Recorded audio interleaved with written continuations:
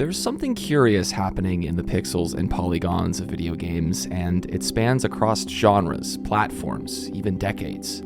It's more of a culinary constant, and this thing appears in the medium of video games with such regularity that it would be a disservice to deem it pure coincidence. It's not just a present thing, it's a persistent thing, and more so, it's even purposeful. What is it that I'm even talking about? Well, it's soup. Okay, look, I know what you're thinking. The question is, why soup? Why not salads or sandwiches? What's drawing game designers back to a humble bowl of food in liquid? There's a very good explanation for why soup is so persistent in video games.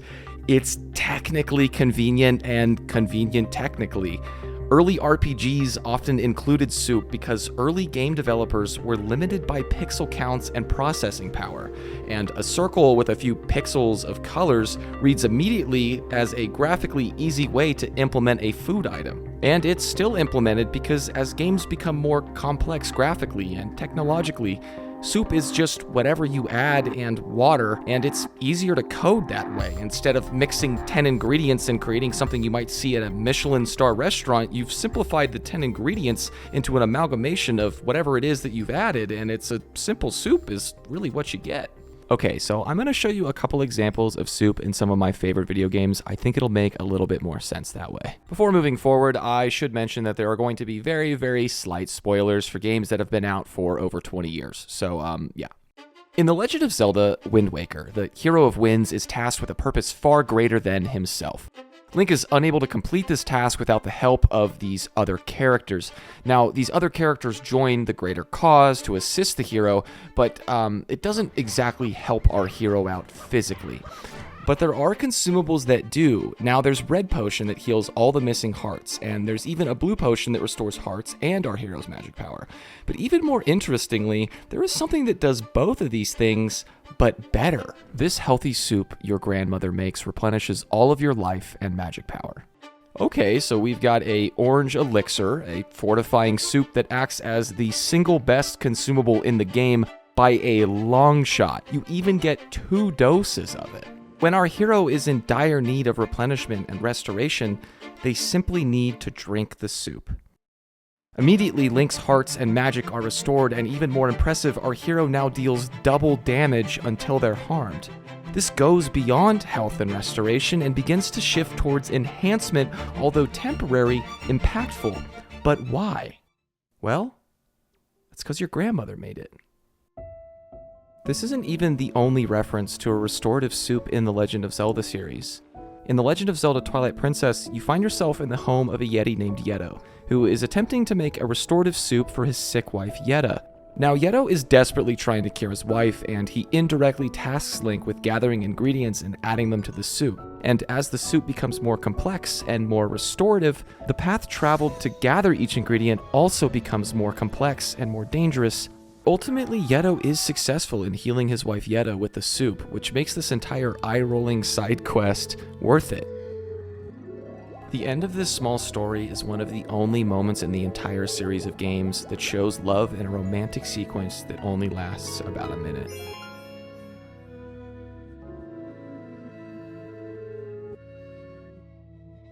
You're only as good as the company you keep and the soup you eat.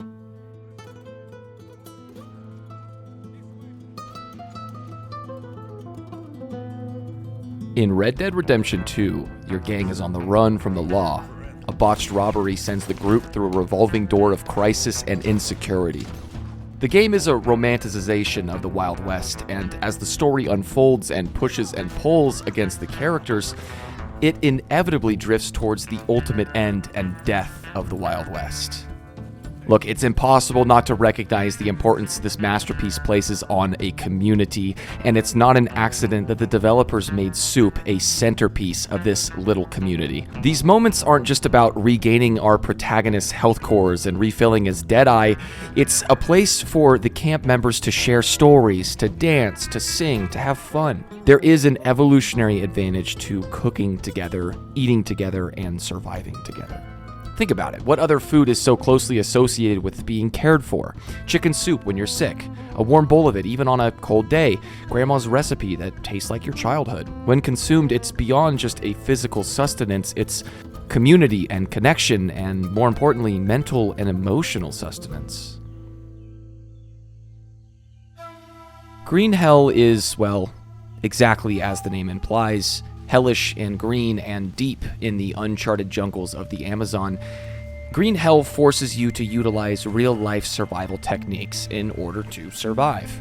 This is incredibly terrifying and equally as immersive, and it doesn't take very long before green hell starts stacking the odds against you. Now, if you're unfamiliar with the Amazon jungle like I was when I began playing Green Hell, let me summarize the experience. Quickly overwhelmed by just the sheer number of spiders that are trying to bite you, infection that's trying to harm you, snakes that are trying to poison you, and well, everything else is trying to eat/kill you. Spiders, snakes, infection, fever, parasites, unfriendly tribes, and worst of all, those damn leeches you have to pull off every time you wade through even just a few inches of water. Now, when you manage to survive all of these, we'll say, contingencies, you will come to a point where you need to eat, and Green Hell requires you to balance the intake of carbohydrates, proteins, fats, and water. And on top of this, all of those deadly things have likely caused you to gain a few afflictions. The best way I found to clear these is to make and eat soup.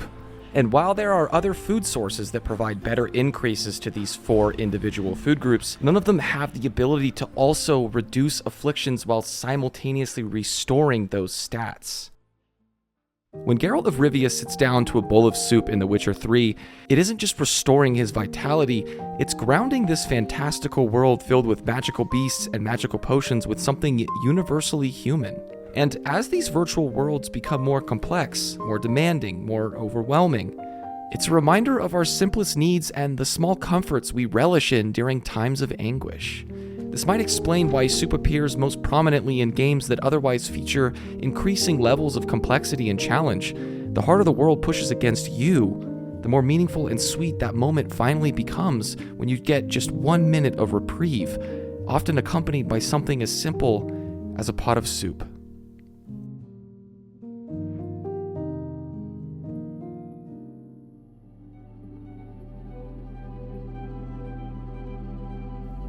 In a medium trying to simulate experiences, soup serves as the perfect representation of our basic needs, our social nature, and our technical ingenuity. It's mechanical and meaningful, it's mundane but also profound, it's personal yet universal. So why are video games obsessed with soup? Well, at their best, video games help us to better understand ourselves, and nothing is more fundamentally human than converting necessity into comfort, survival into culture, and ingredients and water into soup. The next time you restore your health with a bowl of it, or watch your character add the perfect ingredient, remember you're not just participating in one of gaming's most curious and enduring traditions, you're participating in something at the heart of the human experience that connects us to these virtual worlds that we love. Thanks for watching. If you enjoyed this video, subscribe.